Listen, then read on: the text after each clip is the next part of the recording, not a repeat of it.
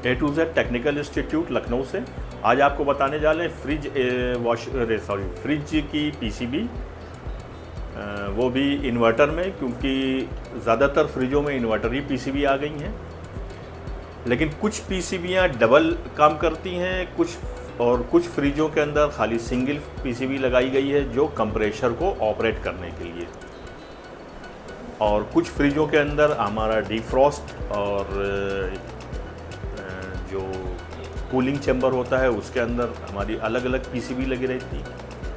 तो इन पीसीबीओं को आपस में ऑपरेट कराना, किस पीसीबी को क्या कहते हैं वो बताएंगे।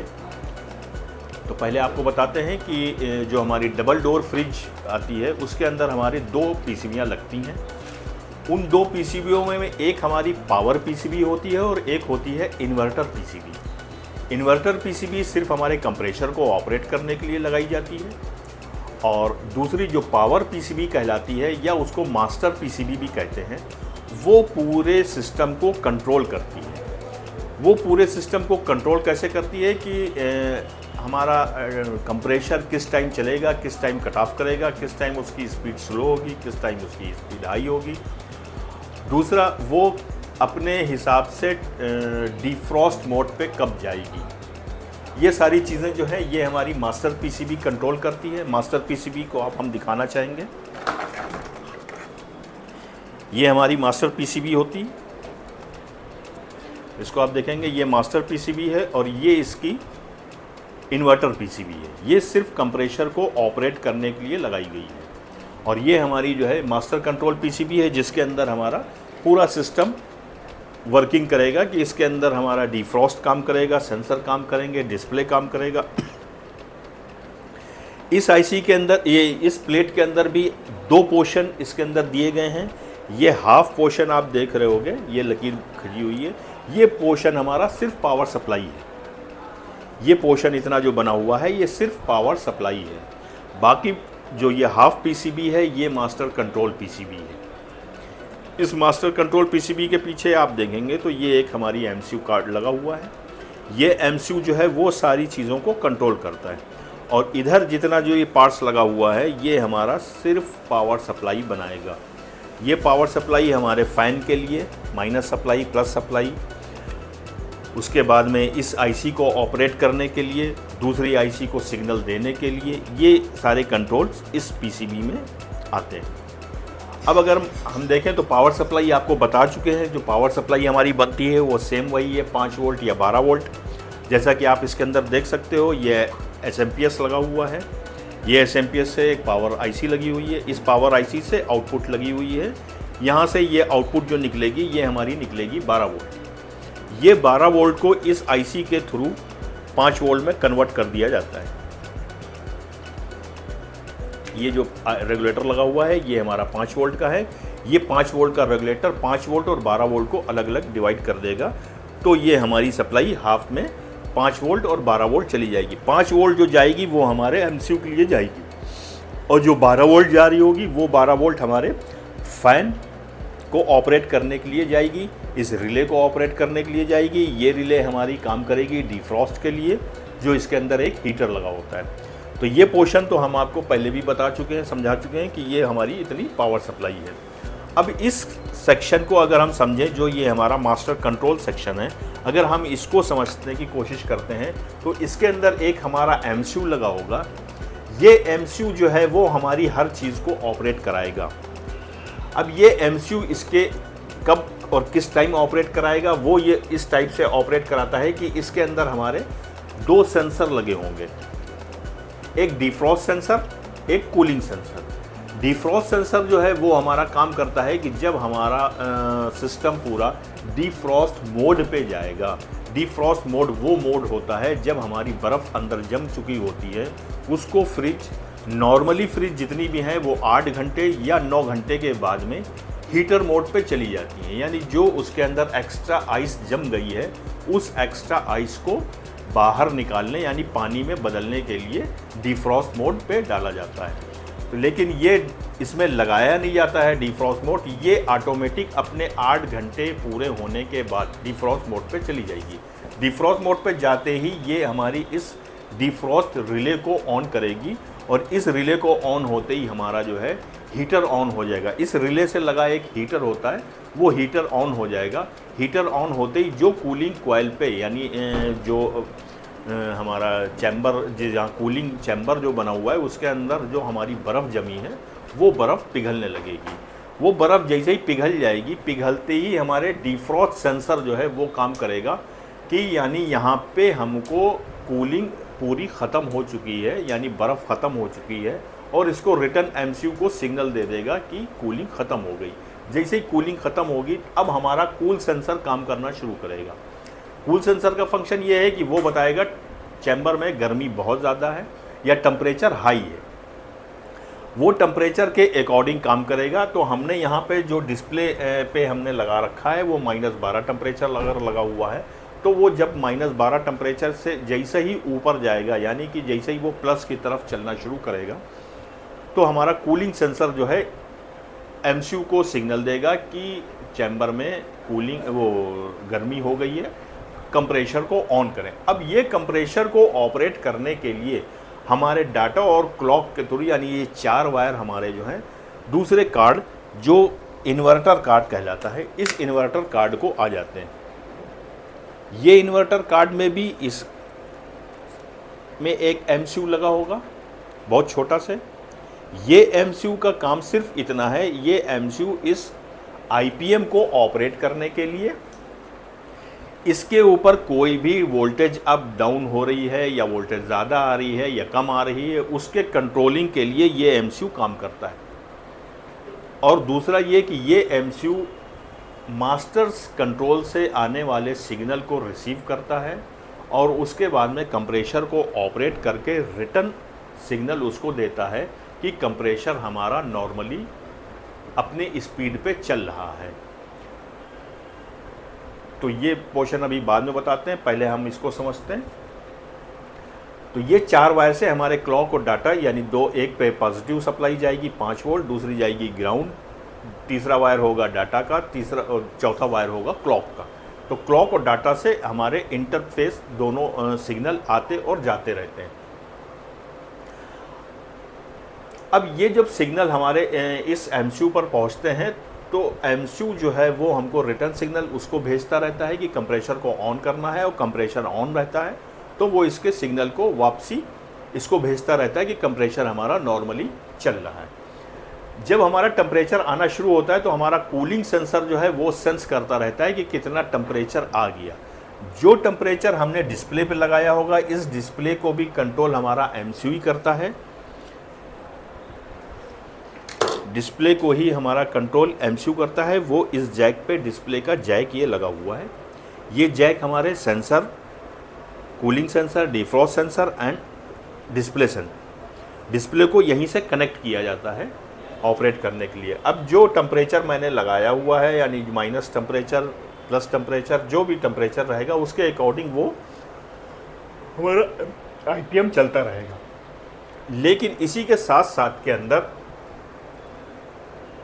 जो फ्रीज़र होता है, फ्रीज़र के अंदर एक फ़ैन लगा होता है जो कूलिंग को मेंटेन रखता है और नीचे कूलिंग को आने देता है, यानी रेफ्रिजरेटर के अंदर।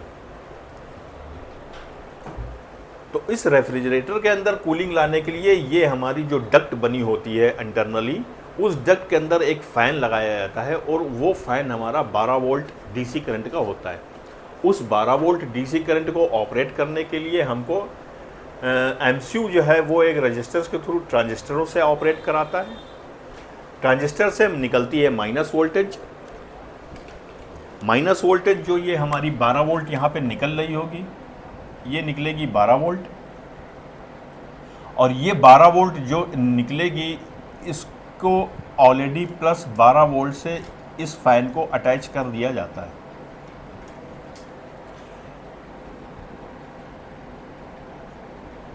इसका ये ग्राउंड रहेगा। तो ये इसकी जो -12 वोल्ट निकलेगी उससे वो फ़ैन हमारा ऑपरेट करेगा, और फ़ैन का दूसरा वाला पॉइंट ऑलरेडी एक 12 वोल्ट प्लस से अटैच रहेगा। तो 2 चैम्बर रहेंगे, यानी एक रेफ्रिजरेटर का चैम्बर में एक फ़ैन लगा रहेगा और एक रहेगा फ्रीज़र के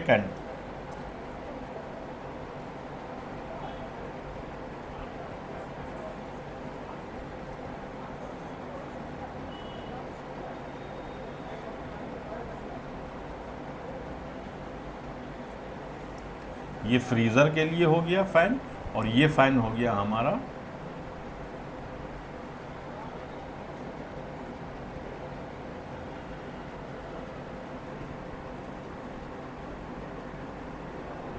रेफ्रिजरेटर के लिए।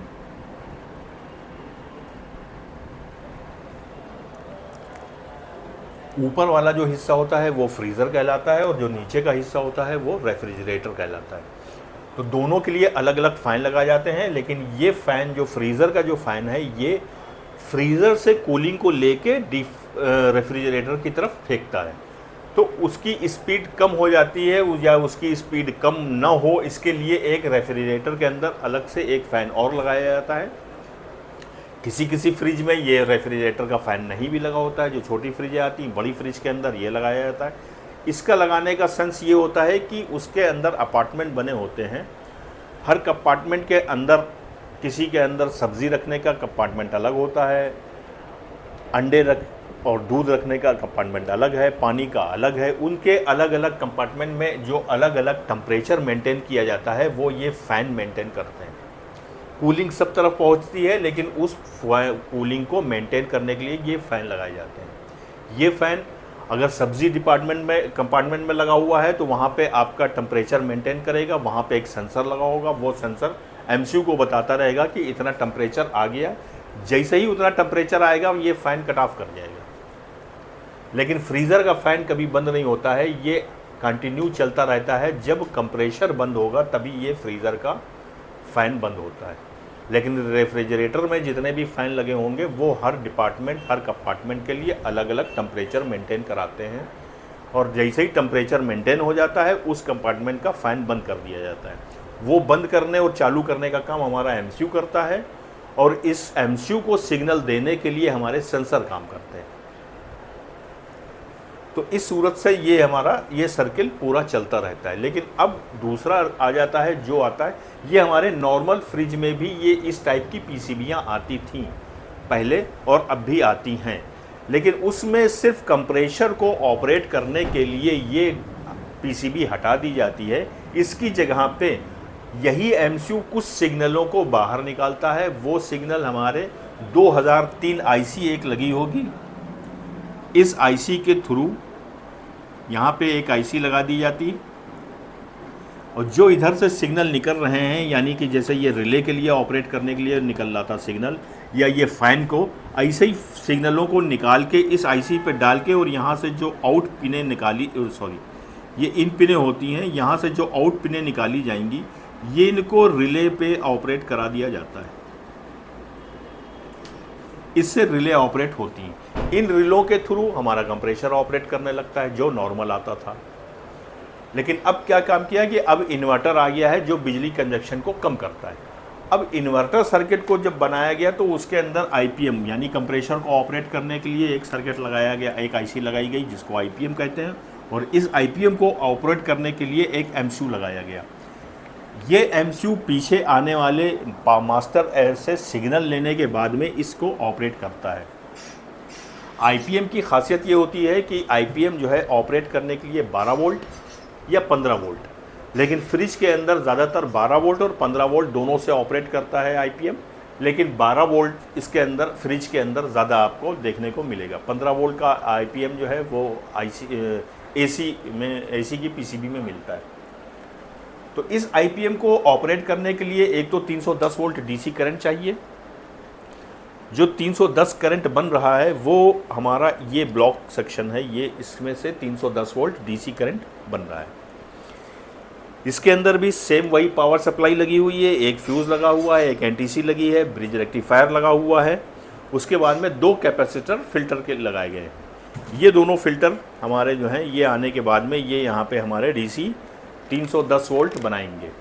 ये 310 वोल्ट सिर्फ ऑपरेट करने के लिए है कंप्रेशर के, वो आईपीएम को चला जाएगा। उसके बाद में इसी 310 वोल्ट से एक पावर आईसी, एक एसएमपीएस, ये दोनों लगाने के बाद में ये एसएमपीएस नहीं, ये एज ए एक चोक कहलाता है। इस आईसी से 12 वोल्ट या 5 वोल्ट सप्लाई बनाई जाएगी। ज़्यादातर तो ये 5 वोल्ट बनाई जाती है, 12 वोल्ट बनाई जाती है। इस 12 वोल्ट से ऑपरेट करने के लिए एक ये ट्रांजिस्टर लगा दिया जाता है, जिससे इसकी इस एमसीयू को ऑपरेट करने के लिए 5 वोल्ट मिल जाती है। ये 5 वोल्ट इस आईपीएम इस एमसीयू को मिलेगी। ये एमसीयू इस आईपीएम को सिग्नल देता है कि किस टाइम इसको ऑन होना है और किस टाइम ऑफ होना है। लेकिन ये एमसीयू हमारे मास्टर एमसीयूज़ के कमांड में रहता है। अगर इससे इसका कांटेक्ट छूट जाएगा तो ये हमारा एमसीयू काम नहीं करेगा। तो ये दोनों को आपस में ज्वाइंट करने के लिए अगर आप देखोगे तो एक ये जैक दिखाई देगा। इस जैक के ऊपर हमको एक 5 वोल्ट, एक ग्राउंड, एक क्लॉक एंड एक डाटा, ये 4 केबल का एक वायर, ये 4 का एक ये कनेक्टर लगा होगा। यही कनेक्टर हमारा ये मास्टर कंट्रोल पीसीबी के 4 कनेक्टर पे आके टच करेगा, जिसके अंदर एक ग्राउंड, एक 5 वोल्ट, एक क्लॉक, एक डाटा, ये इस कनेक्टर से अटैच रहता है। इस वायर के थ्रू इसको अटैच कर दिया जाता है। तो जब ये हमारा मास्टर कंट्रोल जैसा जैसे उसको कमांड देगा, उसी हिसाब से इसकी कमांडिंग हमारी घटेगी या बढ़ेगी। अब इसके अंदर हम अगर फॉल्ट को देखें तो फॉल्ट क्या आता है। फॉल्ट की कंडीशन ये होती है कि ये पीसीबी में हमारा कंप्रेसर ऑपरेट नहीं कर रहा है। तो अगर हमारा कंप्रेसर ऑपरेट नहीं कर रहा है तो सबसे पहले तो हम इस पीसीबी के इस सेक्शन को देखेंगे जो पावर सेक्शन है, कि यहाँ पे हमारी सप्लाई ऑपरेट हो रही है कि नहीं हो रही है। इसको बनाने के लिए वही तरीका है जो एसएमपीएस का तरीका था, कि यानी रेक्टिफायर, हमारे कैपेसिटर अगर कहीं डैमेज हो गए हैं तो ये सप्लाई नहीं बनेगी, या हमारे ज़्यादातर ये कैपेसिटर हमारे फूल जाते हैं, जिससे हमारी कम पावर सप्लाई बनती है। 310 से 280, 190, वो 290, 270 इस टाइप से अगर सप्लाई बन रही है तो भी ये कंप्रेसर को ऑपरेट नहीं करेगी। तो इसको ऑपरेट करने के लिए हमको ये कैपेसिटर को चेक करना ज़रूरी है। अगर हमारी 310 वोल्ट बन रही है और ये सेक्शन हमारा कंप्लीट है, तो अब इसके आगे के सेक्शन को देखेंगे जो हमारा ये 5 वोल्ट का ड्राइवर बना हुआ है, 12 वोल्ट का ये ड्राइवर बना हुआ है। ये ड्राइवर जो 12 वोल्ट यहाँ पे ऑपरेट कर रहा है, ये 12 वोल्ट हमारी एमसीयू आईसी की पिन पे आ रहे हैं 12 वोल्ट की नहीं आ रहे हैं। अगर नहीं आ रहे हैं तो हमको इस सेक्शन को चेक करना है। अगर आ रहे हैं तो हमारा एमसीयू ऑपरेट होना चाहिए। अब दूसरा इसी में पार्ट है कि ये एमसीयू जो हमारा लगा हुआ है इस आईपीएम को ऑपरेट करने के लिए, इस एमसीयू को 5 वोल्ट हमारे मास्टर कंट्रोल से 5 वोल्ट आता है। ग्राउंड और 5 वोल्ट जो है वो हमारे मास्टर एमसीयू से आ रहा है। वो एमसीयू से आ रहा है या पहुंच रहा है या नहीं पहुंच रहा है, वो चीज़ को भी हमको ट्रेस करना है। उससे लगी रेजिस्टेंसों को चेक करना है, उनसे लगे पीएफ को हमको चेक करना है कि वो एमसीयू तक पहुँचे। जब वो सप्लाई वहाँ तक पहुँचेगी तो एमसीयू हमारा ऑपरेट करेगा। इस एमसीयू को ऑपरेट करने के लिए हमको एक क्रिस्टल लगा होगा, ये यहाँ पे एक क्रिस्टल लगा है। इस क्रिस्टल को भी चेक करना है। कभी कभी ये क्रिस्टल भी ख़राब हो जाता है तो इसके ऊपर आने वाली वोल्टेज हमारी डेवलप नहीं हो पाती है। सिग्नल तो आ रहे होते हैं, वोल्टेज तो आ रही होती है, लेकिन एमसीयू ऑपरेट नहीं हो रहा होता है। इसके क्रिस्टल के ऊपर जो वोल्टेज आएगी वो हमारी आ रही होगी। अगर हम इसके ऊपर नापेंगे तो एक तरफ होगी 0.5 वोल्ट मिली एम्पियर और दूसरी साइड होगी 1 वोल्ट मिली एम्पियर। कभी कभी ऐसा भी हो जाता है कि अगर हम इसको नापते हैं तो दोनों साइड में बराबर इक्वल वोल्टेज आ रही होती है, या वन साइड हमारे 5 वोल्ट आ रही होती है। अगर 5 वोल्ट आ रही है तो भी ये क्रिस्टल ख़राब हो गया है, अगर इक्वल आ रही है तो भी वोल्टेज ये क्रिस्टल हमारा ख़राब हो गया है। तो सेम क्रिस्टल सेम वैल्यू का हम इस जगह पे डालेंगे तब यह ऑपरेट करेगा। दूसरा एक ये एलईडी यहाँ पे दी हुई है। ये एलईडी हमारी सर्विस एंड एरर कोड की एलईडी है। ये एलईडी जो लगी हुई है ये हमारी सर्विस कोड और एरर की एलईडी है। सर्विस हमारा अगर प्रॉपर हमारी काम कर रही होगी तो ये लाइट कंटिन्यू ब्लिंक करती रहेगी। अगर इसके अंदर कोई फॉल्ट आया तो ये लाइट ब्लिंक करके रुक जाएगी। यानी अगर हमारा कंप्रेसर ऑपरेट नहीं करेगा तो ये एक बार ब्लिंक करेगी। एक बार ब्लिंक करने का मतलब ये है कि ये हमारा कंप्रेसर ऑपरेट नहीं हुआ। अब उसमें कंप्रेसर भी हमारा ख़राब हो सकता है या आईपीएम भी ख़राब हो सकती है। आईपीएम को टेस्टिंग करने के लिए हमको जहाँ पे 310 इसको ऑफलाइन करेंगे पीसीबी को, और जहाँ पे हमारी 310 वोल्ट आ रही है वहाँ से इस तीनों पिनों को यानी UVW तीनों पिनों को चेक करेंगे। कहीं के ऊपर हमको बज़र नहीं बजना चाहिए, पहली चीज़।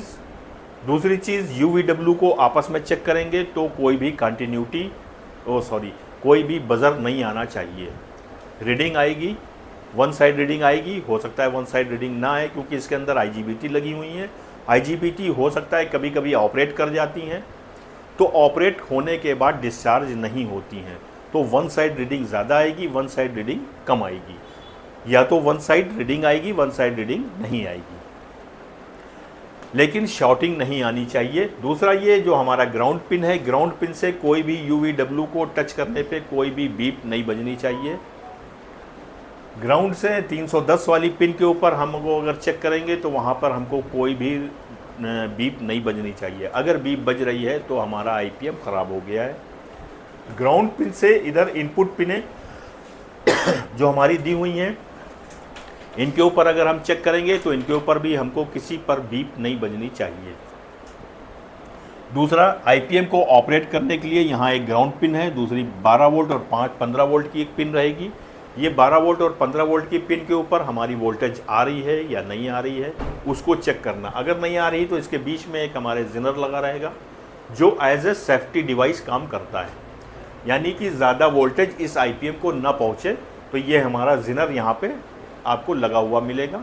ये जिनर कभी कभी शॉर्ट भी हो जाता है जिससे सप्लाई इंटरनली नहीं पहुँचती, तो उस सप्लाई को पहुँचाने के लिए हमको ये जिनर को ओपन करना होगा और वहाँ पर सप्लाई पहुँचानी होगी। अगर सप्लाई पहुंच जाएगी तब हमारा आईपीएम ऑपरेट कर जाएगा, और आईपीएम हमारा जैसे ही ऑपरेट करेगा वो कंप्रेसर को चला देगा।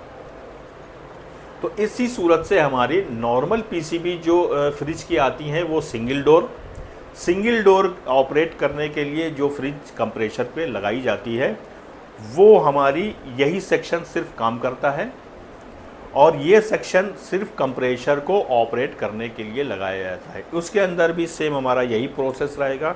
एक तरफ पावर सप्लाई होगी, दूसरी साइड कंप्रेसर को ऑपरेट करने के लिए सर्किट बना होगा, यानी आईपीएम को ऑपरेट करने के लिए। इस आईपीएम को चलाने के लिए हमको 12 वोल्ट या 15 वोल्ट की ज़रूरत होगी, तो उस प्लेट में हमको सिर्फ 12 वोल्ट या 15 वोल्ट ऑपरेट करने के लिए एक सप्लाई बनी होगी।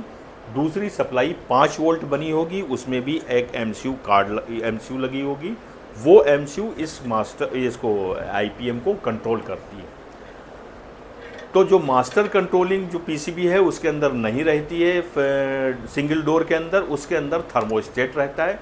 थर्मोस्टेट जैसी सप्लाई आउटपुट देगा वो सप्लाई एमसीयू तक सिग्नल पहुंचते हैं और एमसीयू इस आईपीएम को ऑपरेट कर देता है। ये आईपीएम जैसे ही ऑपरेट होगा हमारा कंप्रेसर चलने लगेगा। थर्मोस्टेट उधर से सिग्नल देगा कि टेम्परेचर आ गया है, वो कट ऑफ कर देगा। कट ऑफ करते ही वो सिग्नल यहाँ से डिस्कनेक्ट होगा, एमसीयू को पता चल जाएगा कि टेम्परेचर आ गया है और वो सिग्नल को डिस्कनेक्ट कर देगा, आईपीएम हमारा रुक जाएगा। इसी सूरत से हमारी जो है वो सिंगल डोर और डबल डोर दोनों फ्रिजें काम करती हैं। तो आगे अगर आपको और भी जानकारी चाहिए तो आप A to Z technical institute Lucknow से संपर्क कर सकते हैं।